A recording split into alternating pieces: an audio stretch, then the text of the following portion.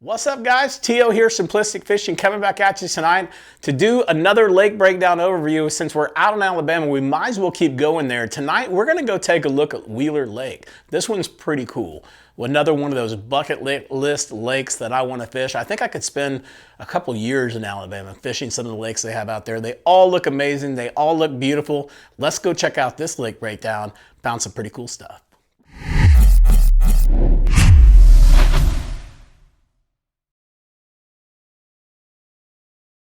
Well, let's jump in here to Google Earth and take a look at what we have out here in Alabama tonight. Obviously, we're focused on Wheeler, but we also have Eufaula, Gunnersville, Lay Lake, Logan Martin, Neely Henry, Pickwick, Wheeler, which we're talking about tonight, and Wilson out there. We'll continue to add more. I think our next lake we're going to focus on was going to be Jordan. So stay tuned. We're going to add more. But tonight, let's take a look at Wheeler Lake really quick and see what we have out there. Now, to start off with, I've got Wheeler broken down into 3 different sections. It was a giant lake to break down. Took a long time to break this thing down, but we got it all covered, but we did have to break it down into 3 different sections. One of the reasons there is because the graphs can only hold so many waypoints. So if you want to load the entire lake, you may have some troubles depending on what types of units you have in loading all these waypoints at the same time. So always a good idea to save those waypoints, load a new card, delete it off, insert your old card, stuff like that. Just waypoint management is always a great idea. So let's take a look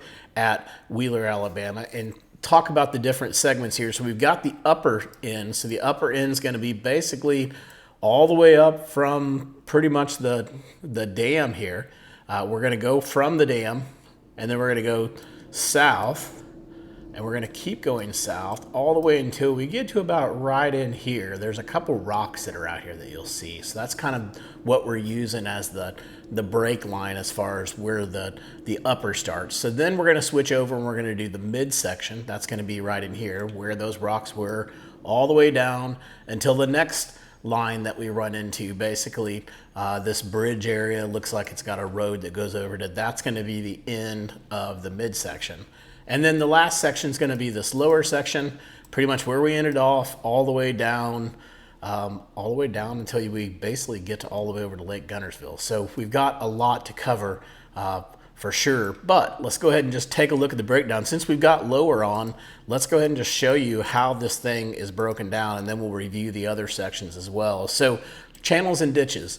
What are those? Well, first off, we'll mark any types of like key ditches that we might see out there, but then we'll also mark channels for you with these tracks. So as you can see in the screen, you've got these green tracks, and these green tracks will basically line up on the creek channel itself. So if I pull this in, you'll see it line up on these creek channels, and I can tell exactly where those creek channels are.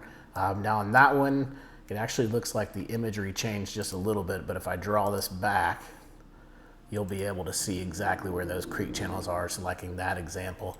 Now you've also got a pretty good one that's coming right through here as well, but here's some additional ditches that are over there, some additional channels, so lots of different stuff to take a look at. Now we also have cover and structure, so that's going to be your laydowns. Your structure could be like debris that's out there, man-made structure. You've got, like I already mentioned, the laydowns, man-made structure, and I think that's about all that we had in here just throughout.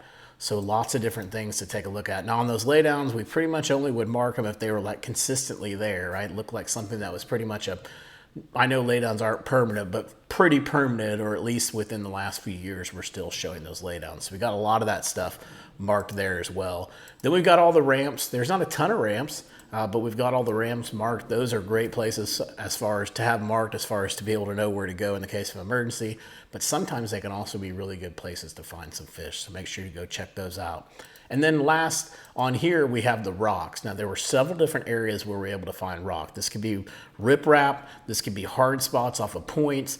It could be all kinds of different things. So like in this example, you can see that we're able to find some rock up in here off these little I don't know, we'll call them seawalls, or whatever you want to call them, dikes, whatever you want to call them, dams, whatever they are, but there's basically riprap amongst them. Now when we get up in here, you can see we've got a lot of rock going along in that shoreline. We got some rock along this point. We got some ramps that are back there. So we pretty much tried to just mark anywhere where we saw rock, whether that be just little rock on the bank line, or whether it would be, rock way out here along this riprap or a rock out here off this little shelf that's out here. Just anywhere we could find it, we marked it. And as you guys know, it's grass and rock are kind of the same. If you find the rock, you're typically going to find some bass. So you'll definitely want to take a look at those areas. And then last, we can't show it to you on Google Earth, but if I click this offshore button, I'm going to double click it and you'll see up here the date is going to change. And when the date changes, what that's going to do is pop up all my offshore hotspots that we've marked for this southern region that we have. So you can see here all the different spots that we have marked out there, and you're wondering what those are. Basically what we're looking for is we're looking for points, we're looking for ledges, we're looking for drop-offs, and we find those key areas on the contour map, we mark it, and then we import those into Google Earth. So all the things that you see here, they weren't marked via using Google Earth, they were marked using web app and avionics, looking at the contours there, and then importing them into Google Earth, so that way we could have a complete picture of everything that's going on within this section of the lake, which is what you see here. So we pretty much did the same thing, right? We went from the lower section, we moved up to the mid section, we did that whole section, we broke it down. You can see the channels that are here with those creek channels. You can see we've got structure there, we've got some possible shell beds that are showing up, some more structure that's out in the middle again, some rock, all kinds of good stuff going on right down in here around those highways and that railroad crossing, but all kinds of good stuff throughout this whole section. We even got some grass that's showing up in there. And then we've got the lower section. Oops, I already did the lower section, the upper section, I should say. And it's going to be the same exact thing, right? We're marking those tracks. You'll see them there, those green lines. We're marking laydowns. We're marking structure. We're marking the offshore stuff. We're marking the ramps. There's all kinds of goodness up here. This kind of felt like if I were fishing and just had to pick one section of the lake, I think I would definitely focus a lot of my attention up in here. Now, that's not to say that there's not good fishing throughout this lake. I'm sure it's good from top to bottom, but just based on what I was able to kind of pick up from a mapping standpoint, there were a lot more options up here on this side of the lake than there were on the other side. But again, that might just be a mapping thing, and the fishing might be better on the other side. I have no idea. You guys will have to let me know in the comments. So anyways, guys, that finishes up for the Wheeler Lake breakdown. As you can see, this one took us a long time to map out, but we got it done. Again, it's in 3 different sections, so you'll want to go check it out. simplisticfishing.com. Go out there, you can pick up the SD card. You can take that SD card, put it right into your graph. It'll import these waypoints in. You're good to go.